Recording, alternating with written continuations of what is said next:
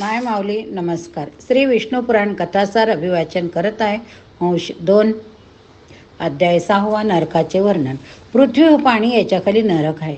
पातकी लोकांना तेथे नेले जाते. नरक लोकांच्या संख्येने आहेत व त्या सर्वांवर यमाचे शासन आहे. निव्वळ पापी लोकांना त्यात टाकून देतात. त्यांच्या की गतशी आहे. खोटे बोलणारे लोक रौरव नरकात, तर घातकी लोक रोध नरकात जातात. गळा दाबून मारणारा मद्यपी, सोने चोर, त्याचे साथीदार सुकर नरकात जातात. गुरुपत्नीशी व्यभिचार करणारा, मायाबहिणींना भोगणारा, राजदूतांना मारणारा, स्त्रियांची विक्री करणारा, जेलर, घोडे विकणारा, हरिभक्तांना सोडून देणारा, असे सर्व तप्त लोह नामक नरकात जाऊन पडतात.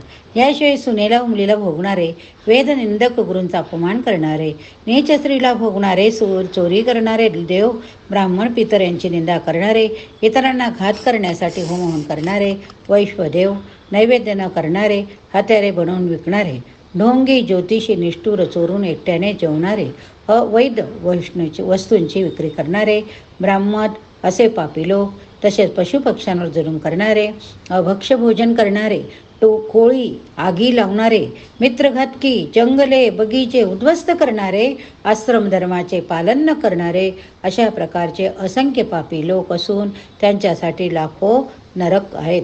पापी लोक नरकवास भोगल्यानंतर कृमी, पशुपक्षी, जलचर, मनुष्यसा जन्म घेत फिरत असतो. जेवढे म्हणून जीव स्वर्ग लोकात आहे तेवढेच नरकात आहे. पण जो मृत्यूपूर्वी प्रायचित्त घेतो त्याचा नरकवास टळतो. तो कसा? तर आपल्या कर्माचा पश्चाताप होऊन ज्याला खेद वाटतो त्याच्याकरताच प्रायचित्ताची अवस्था आहे. त्या सर्व काळ हरिस्मरण करणे हे सर्वश्रेष्ठ प्रायचित्त आहे. चित्त प्रसन्न असणे हाच स्वर्ग होय आणि चित्ताला खेद होणे हेच नरक असे जाणून घ्या. सुख व दुःख या दोन्ही बाबी वस्तू व पदार्थावर अवलंबून नसतात, तर त्याचे कारण मन आहे. शुद्ध जाणीव ज्ञान हेच परब्रह्म आहे. ते सर्व ब्रह्मांडाला व्यापून आहे. विपरीत ज्ञान हीच एक विद्या असून तीच बंधनाचे मूळ कारण होय. विद्या व विद्या यांचे स्वरूप उमगणे हेच ज्ञान आहे. आणखी काय ऐकायचे आहे काय? आता अध्याय 7 ऊर्ध्व लोकांची रचना. मैत्रियाने विनंती केली की त्यांना सप्त लोकांची माहिती ऐकावी. त्यावर पराशर सांगू लागले. जेवढ्या अंतरापर्यंत सूर्य चंद्र यांचे किरण पोहोचतात तेवढी भूमंडळाची कक्षा आहे. पुढे तेवढाच विस्तार भूवर लोकांचा आहे. पृथ्वीपासून 1,00,000 योजनावर सूर्य आहे. त्यांच्या पुढे तेवढ्याच अंतरावर चंद्र आहे. त्याच्याही पुढे 1,00,000 योजने दूर नक्षत्र लोक आहे. नक्षत्र लोकाच्या पुढे 2,00,000 योजनांवर बुध आहे. आणखी पुढे 2,00,000 योजनांवर शुक्र आहे.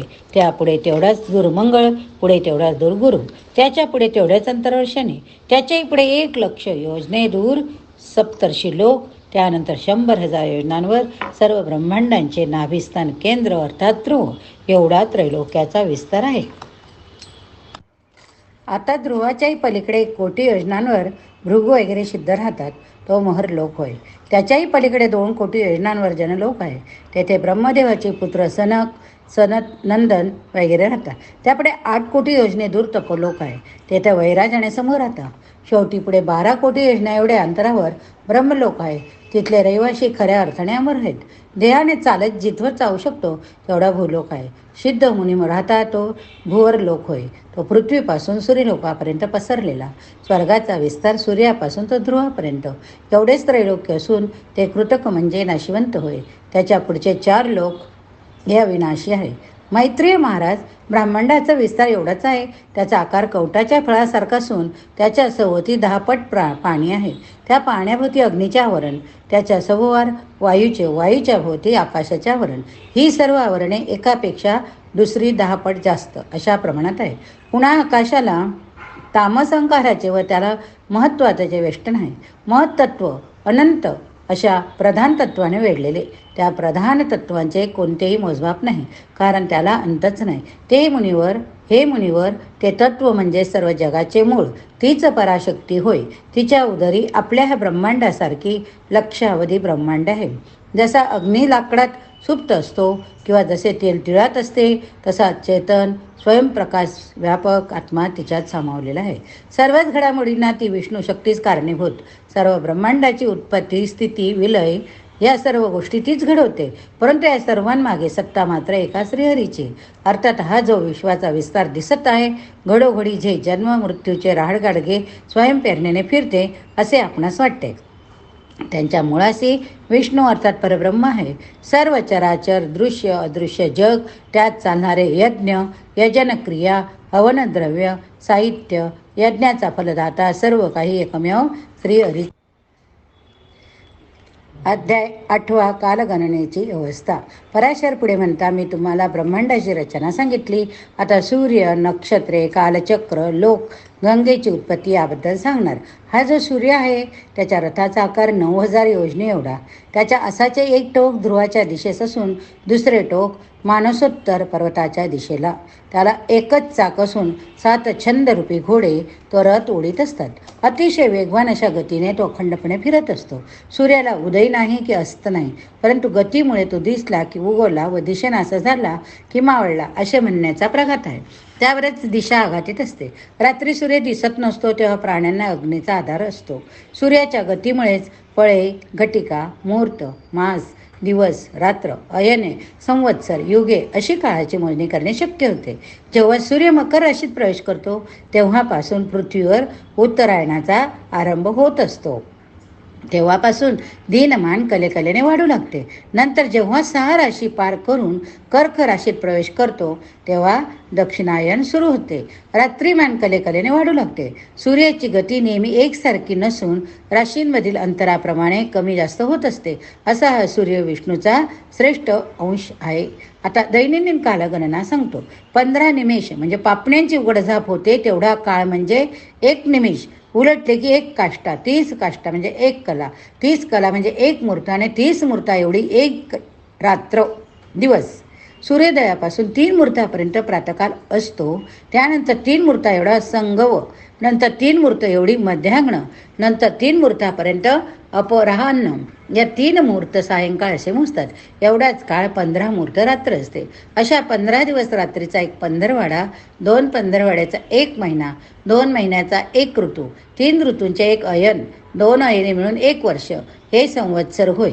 अशी 5 प्रकारची संवत्सरे आहेत व ती सर्व मिळून 1 युग असे धरले जाते. पौर्णिमा 2 असतात.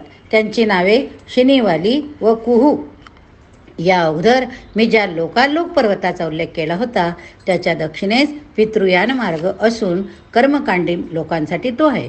ते लोक धर्माचरणी असून वर्णाश्रमावर आधारित धर्माचे संरक्षण करतात. त्याकरिता ते पुन्हा पुन्हा एकाच गोत्रात जन्मास येत असतात.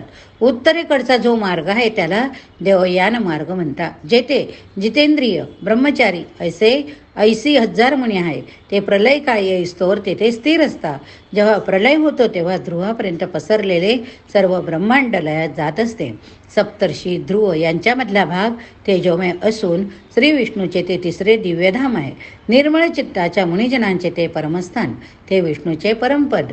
ध्यानावस्थेत योगी लोकांना याच परमपदाचा तेजस्वी सूर्यरूपात साक्षात्कार होत असतो. त्याच तेजात सूर्यासह ग्रहमाला, ध्रुव, नक्षत्रमंडळ वगैरे स्थिर असतात. असे हे सर्वांचे अधिकरण विष्णुपद आहे. इथूनच पापनाशिनी गंगा उगम पावलेली. प्रथम तिचा ओघ ध्रुव धारण करतो. नंतर चंद्रमंडळ मेरू पर्वत्यांना स्नान घालीत 4 प्रवाहाने वाहत जाते. त्या प्रवाहाची नावं एक अलकनंदा, सीता, चक्षु आणि भद्रा अशी असून श्रीशंकराने मस्तकी धारण केला तो अलकनंदा नावाचा दक्षिणेकडे जाणारा प्रवाह होय. आता अध्याय 9 ध्रुवापासून सूर्यापर्यंत. अवकाशात विष्णूचे सुसरीवर आकाराचे भव्य असे नक्षत्रांनी भरलेले शिशुमार नावाचे चक्र, त्याच्या शेपटीच्या ठिकाणी ध्रुवाचा तारा, तो सूर्य, चंद्र इतर ग्रहांना गती देतो व स्वतः गिरक्या घेत असतो. त्याच्यासोबत नक्षत्रे सुद्धा गरगर फिरत असतात. त्या सर्वांचे केंद्र ध्रुव असून त्याची आकर्षण असल्यामुळे ते वैशिष्ट्य मर्यादेत फिरतात. या शिशुमार चक्राला नारायणाचा आधार आहे. ध्रुवाला चक्राचा, सूर्याला ध्रुवाचा, चराचर जगाला सूर्याचा. आता याचे आणखी स्पष्टीकरण ऐका. सूर्य 8 महिन्यापर्यंत किरणोद्वारा रसभरित जलांश शोषून घेतो. पुढे 4 महिने पाऊस पडतो. तेव्हा अन्नाची उत्पत्ती होते. अन्नामुळे सर्व जगाचे पोषण होते. त्या जलाशयाद्वारे चंद्राचे पोषण होते. चंद्र व जल वायूच्याद्वारे धूम, अग्नी आणि ढगांपर्यंत पोहोचवतो. तेव्हा ते जल ढगात साठून योग्य वेळ आली की वायूच्या दाबामुळे पावसाच्या रूपाने पृथ्वीवर कोसळते. मुनिवर्य, सूर्याच्या किरणातील जलाशयांच्या स्पर्शाने पापनाश होऊन माणूस नरकात जात नाही म्हणून त्याला दिव्य स्नान म्हणतात.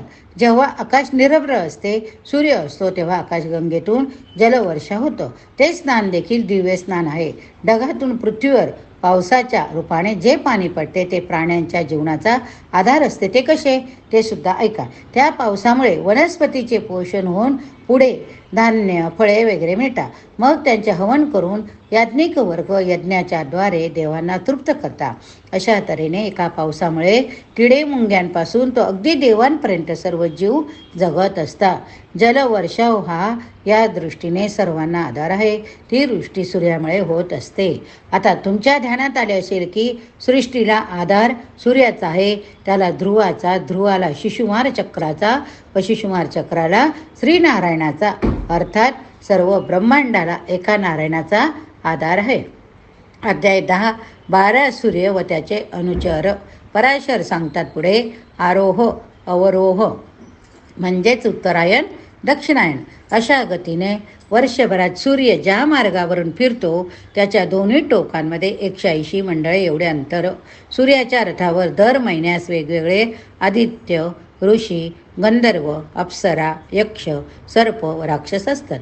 चैत्र महिन्यात धाता नावाचा आदित्य, ऋतुस्थला, अप्सरा, पुलस्त्य, ऋषी, वासुकी, सर्प, रथभृत, यक्ष हेची राक्षस व तुंबरू गंधर्व रथात असतात. वैशाखात अर्यमा हा आदित्य, पुलह ऋषी, रथोजा हा यक्ष, पुंजकस्थला ही अप्सरा, ग्रहेती राक्षस, प्रहेती राक्षस, कच्छवीर सर्प, नारद नावाचा गंधर्व असे सर्वजण रथावर असतात. ज्येष्ठाच्या महिन्यात मित्र नामक आदित्य, अत्री ऋषी, तक्षक सर्प, पौरेशीय राक्षस, मेनकाही अप्सरा, आई नावाचे गंधर्व, रथस्तवन नावाचा यक्ष हे रथात असतात. आषाढ महिन्यात वरुण हा आदित्य, वशिष्ठ ऋषी, नाग नावाचा सर्प, सहजन्या ही अप्सरा, हु हे गंधर्व, रथ नावाचा राक्षस, तसाच रथचित्र हा यक्ष असतो. श्रावण महिन्यात इंद्र नावाचा आदित्य, विश्वावसु हा गंधर्व, स्तोत हा यक्ष, याला पुत्र नावाचा सर्प, अंगिरा ऋषी, प्रोमो लोचा ही अप्सरा आणि सर्पी नावाचा राक्षस हे सगळे रथावर असतात. भाद्रपदात विवस्वान नावाचा आदित्य, उग्रसेन गंधर्व, भृगु ऋषी, आपूर्ण यक्ष, अमलू लोचा अप्सरा, शंखपाल सर्प, त्याचप्रमाणे व्याघ्र नावाचा राक्षस असे सगळे सूर्य रथावर असतात. अश्विन महिन्यात पुषा हा आदित्य, वसुरुची हा गंधर्व, वात राक्षस, गौतम ऋषी, धनंजय सर्प, सुशेन यक्ष, धृताशी अप्सरा हे रथात असतात. कार्तिकीच्या महिन्यात प्रजन्य नावाचा आदित्य, विश्वावसु, गंधर्व, भरद्वाज ऋषी, ऐरावत सर्प, विश्वाची अप्सरा, सेन जित यक्ष आणि आप नामक राक्षस हे रथावर असतात.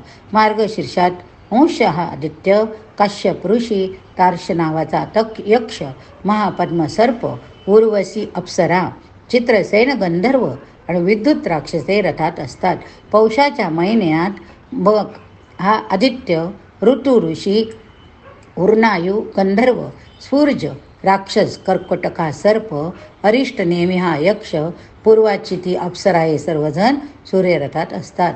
माघात वष्टा नामक आदित्य, जमदग्नी ऋषी, कवल सर्प, तिलोत्तमा अप्सरा, ब्रह्मोत्पेत हा राक्षस, ऋतुजित यक्ष, धृतराष्ट्र हा गंधर्व असतो. आता फाल्गुनात विष्णू आदित्य, अश्वंतर हा सर्प, रंभा अप्सरा, सूर्यवरच्या गंधर्व, सत्यजित नामक यक्ष, विश्वामित्र ऋषी, यज्ञोपेत राक्षस हे सर्व असतात. अशा प्रकारे दर महिन्याला हे 7 जण सूर्याबरोबर असतात.